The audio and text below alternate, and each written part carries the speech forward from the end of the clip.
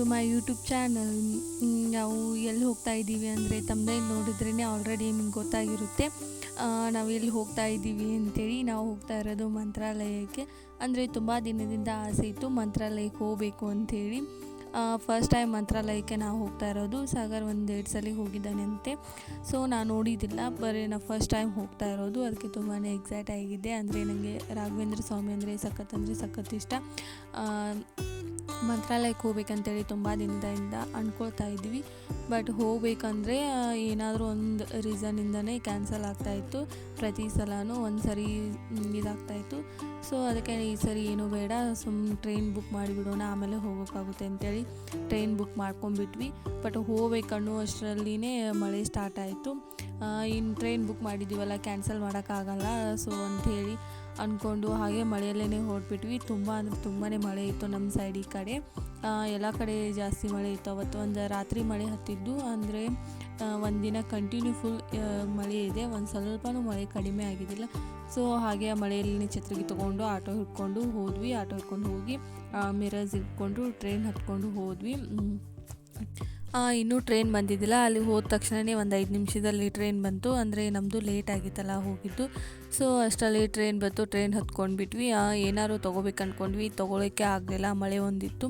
So ಮನೆಯಿಂದಲೇ ಚಪಾತಿ ಮತ್ತು night pulao ಮಾಡ್ಕೊಂಡಿದ್ದೆ. ಸೊ ಅದನ್ನು ಎಲ್ಲ ಡಬ್ಬಿಯೆಲ್ಲ ಪ್ಯಾಕ್ ಮಾಡ್ಕೊಂಡ್ಬಂದುಬಿಟ್ಟಿದ್ದೆ. ನನಗೆ ಟ್ರೈನಲ್ಲಿ ಅಷ್ಟೊಂದು ಇಷ್ಟ ಆಗಲಿಲ್ಲ. ಬಟ್ ಕಟ್ಕೊಂಬಂದಿದ್ದು ಚಲೋ ಅನ್ನಿಸ್ತು. ಯಾಕಂದರೆ ಅಲ್ಲಿ ತಿನ್ನೋಕ್ಕೆ ಅಷ್ಟೊಂದು ಸರಿಯಾಗಿ ಫುಡ್ ಸಿಗಲ್ಲ ಟ್ರೈನಲ್ಲಿ. ಸೊ ಅದಕ್ಕಾಗಿಯೇ ಎಲ್ಲ ಥರ ಮನೆಯಿಂದನೇ ಕಟ್ಕೊಂಡು ಹೋಗಿದ್ವಿ.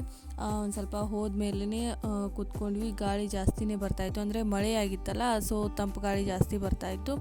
ಆಲ್ರೆಡಿ ನಾವೆಲ್ಲ ಪ್ಯಾಕಪ್ ಆಗಿಯೇ ಹೋಗಿದ್ವಿ. ಅಂದರೆ ಸ್ವೆಟರು ಎಲ್ಲ ತೊಗೊಂಡೇ ಹೋಗಿದ್ವಿ. ಯಾಕಂದರೆ ಮೊದಲೇ ಇಲ್ಲೂ ಜಾಸ್ತಿ ಮಳೆ ಇತ್ತು. ಅಲ್ಲೇನು ಹೆಂಗಿರುತ್ತೆ ಏನೋ ಕಂಡೀಷನ್ ಅಂತೇಳಿ. ಸೊ ಆಲ್ರೆಡಿ ಎಲ್ಲ ಫಿಕ್ಸ್ ಆಗಿಯೇ ಹೋಗಿದ್ವಿ ನಾವು. ಹಾಗೆ ಒಂದು ಸ್ವಲ್ಪ ಕೂತ್ಕೊಂಡ್ವಿ. ಆಮೇಲೆ ಒಂದು ಸ್ವಲ್ಪ ಹಸಿವು ಆಯ್ತು ಅಂಥೇಳಿ ಚಪಾತಿ ಎಲ್ಲ ಕಟ್ಕೊಂಬಂದಿದ್ದು, ಮನೆಯಿಂದಲೇ ಚಪಾತಿ ಕಟ್ಕೊಂಬಂದಿದ್ವಿ. ಸೊ ಅದನ್ನೇ ಚಪಾತಿ ತಿಂದ್ಕೊಂಡು ಆಮೇಲೆ ಒಂದು ಸ್ವಲ್ಪ ಟೈಮ್ ಆದಮೇಲೆ ಉಂಡೆ ಬೇರೆ ಕಟ್ಕೊಂಬಂದಿದ್ದೆ, ರವೆ ಉಂಡೆ ಮಾಡ್ಕೊಂಡಿದ್ದೆ. ಸೊ ಅದನ್ನ ಒಂದು ಸ್ವಲ್ಪ ತಿಂದ್ಕೊಂಡು ಹಾಗೆ ಟೈಮ್ ಪಾಸ್ ಮಾಡ್ತಾಯಿದ್ವಿ. ಒಂದು ಕಪಲ್ಸ್ ಇದ್ದರು. ಸೊ ಅವರು ಒಂದು ಪಾಪನ ಕರ್ಕೊಂಡಿದ್ರು. ಅವರು ಟೈಮ್ ಪಾಸಿಗೆ ಅಂಥೇಳಿ ಕಾರ್ಡ್ಸ್ ಆಡೋದು ಮತ್ತು ಲೋಡೋ ಆಡೋದು ಈ ಥರ ಏನೇನೋ ಮಾಡ್ತಾಯಿದ್ರು ಟ್ರೈನಲ್ಲಿ. ನಾವು ಮಾತ್ರ ಸಖತ್ ಮೂವಿ ನೋಡೋದು, ಸಾಂಗ್ ಕೇಳೋದು ಇದನ್ನೇ ಮಾಡ್ಕೊಂಡ್ವಿ ಟ್ರೈನಲ್ಲಿ. ಸೊ ಅವರು ಕಾರ್ಡ್ಸ್ ಆಡೋದು, ಇದು ನೋಡೋದು ಏನೇನೋ ಆ್ಯಕ್ಟಿವಿಟಿ ಮಾಡ್ತಾಯಿದ್ರು. ಯಾಕಂದರೆ ಒಂದು ಪಾಪನ ಕರ್ಕೊಂಬಂದಿದ್ರಲ್ಲ. ಸೊ ಅದಕ್ಕೆ ಟೈಮ್ ಬೋರ್ ಆಗಬಾರ್ದು ಅಂತೇಳಿ ಅವ್ರು ಏನೇನೋ ಮಾಡ್ತಾಯಿದ್ರು. ಅವರು ಕೆಳಗಡೆ ಇದ್ದರು. ಸೊ ನಾವು ಮೇಲ್ಗಡೆ ಕೂತ್ಕೊಂಡಿದ್ವಿ. ಕೆಳಗಡೆ ಒಂದು ಸೀಟ್ ಇತ್ತು ನಮ್ಮದು.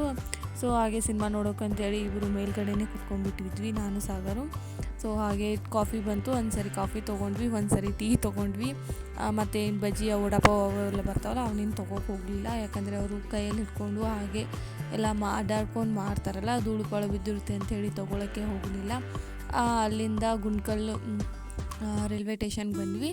ಗುಂಡ್ಕಲ್ ನಿಲ್ಕೊಂಡು ನಾವು ಇದನ್ನು ತೊಗೊಂಡ್ವಿ, ಏನು ಜನ್ರಲ್ ತೊಗೊಂಡು ಜನ್ರಲ್ ಟ್ರೈನ್ ಟಿಕೆಟ್ ತೊಗೊಂಡು ಹೋಗಿ ಮಂತ್ರಾಲಯಕ್ಕೆ ಕಾಲಿಟ್ಟ ತಕ್ಷಣವೇ ಆಟೋದವರು ನಾವು ನೀವು ಬರ್ರಿ ಅಂತ ಹೇಳಿ ಕರ್ಕೊಂಡು ಹೋಗ್ತಾರೆ. ಸೊ ಮಂತ್ರಾಲಯಕ್ಕೆ ಹೋದ್ವಿ ಆಟೋ ಹಿಡ್ಕೊಂಡು.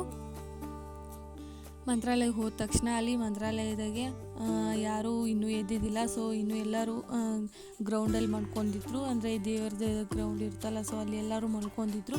ನಾವು ಹೋದಾಗ ಒಂದು 5 ಗಂಟೆ ಏನೋ ಆಗಿತ್ತು ಅನಿಸುತ್ತೆ. ಇನ್ನೂ 5 ಗಂಟೆಗೆ ಎಲ್ಲ ಮಲ್ಕೊಂಡಿದ್ರು. 5:15ಗೆ ಪೂಜಾರಿಯವರು ಅಲಾರಾಮ್ ಹಾಕಿ ಎಲ್ಲರನ್ನೂ ಎಬ್ಬಿಸ್ಕೊಂಡು ಇನ್ನು ಪೂಜೆ ಸ್ಟಾರ್ಟ್ ಆಗುತ್ತೆ, ಯಾರೂ ಗ್ರೌಂಡಲ್ಲಿ ಮಲ್ಕೋಬಾರ್ದು ಅಂತೇಳಿ ಹೇಳ್ತಾಯಿದ್ರು. ಸೊ ಎಲ್ಲರಿದ್ರು. ನಾವು ರೂಮ್ಗೆ ಹೋಗಿ ಎಲ್ಲ ರೆಡಿಯಾಗಿ ಆಮೇಲೆ ದೇವ್ರಿಗೆ ಹೋಗೋಕ್ಕೆ ರೆಡಿ ಆದ್ವಿ.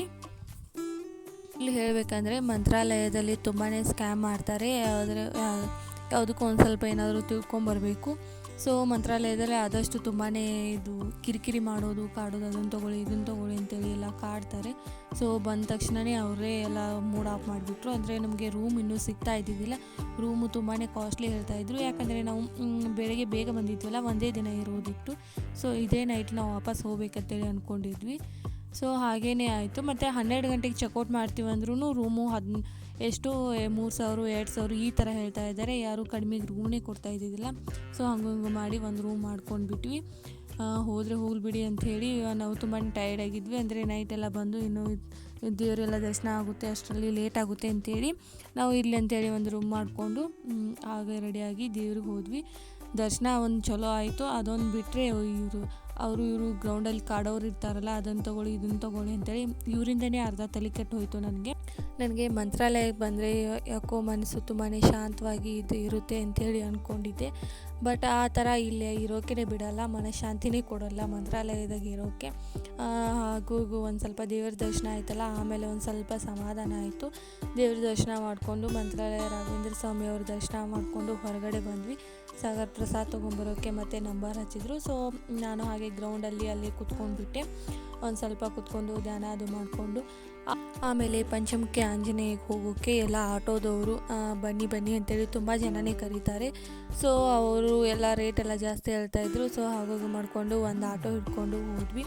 ಸೊ ಪಂಚಮುಖಿ ಆಂಜನೇಯನ ದರ್ಶನ ಮಾಡಿಕೊಂಡು ಅಲ್ಲಿ ಹಿಡ್ಕೊಂಡು ಒಂದು 5 ದೇವರ ಏನೋ ತೋರಿಸ್ತಾರೆ ಅವರು.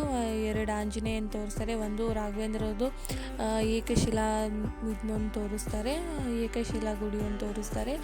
ಮತ್ತು ಆಮೇಲೆ ಇನ್ನೊಂದು ಬಿಚ್ಚಲಮ್ಮ ದೇವಸ್ಥಾನಕ್ಕೆ ಒಂದು ತೋರಿಸ್ತಾರೆ. ಬಿಚ್ಚಲಮ್ಮ ದೇವಸ್ಥಾನದೇನು ವಿಶೇಷ ಅಂದರೆ ಅಲ್ಲಿ ಬೆಲ್ಲ ಬಾಳೆಹಣ್ಣು ಇಂದನೇ ದೇವಸ್ಥಾನನ ಕಟ್ಟಿದ್ದಾರೆ ಅಂಥೇಳಿ ಹೇಳ್ತಾಯಿದ್ರು. ಸೊ ಅದು ನೋಡೋಕ್ಕೆ ತುಂಬಾ ಚೆನ್ನಾಗಿತ್ತು. ಸೊ ಅದನ್ನು ನೋಡಿಕೊಂಡು ಮಂತ್ರಾಲಯ ಟ್ರಿಪ್ಪನ್ನು ಮುಗಿಸ್ಕೊಂಡ್ಬಂದ್ವಿ. ಮತ್ತೆ ಮುಂದಿನ ವಿಡಿಯೋದಲ್ಲಿ ಸಿಗೋಣ. ಬಾಯ್.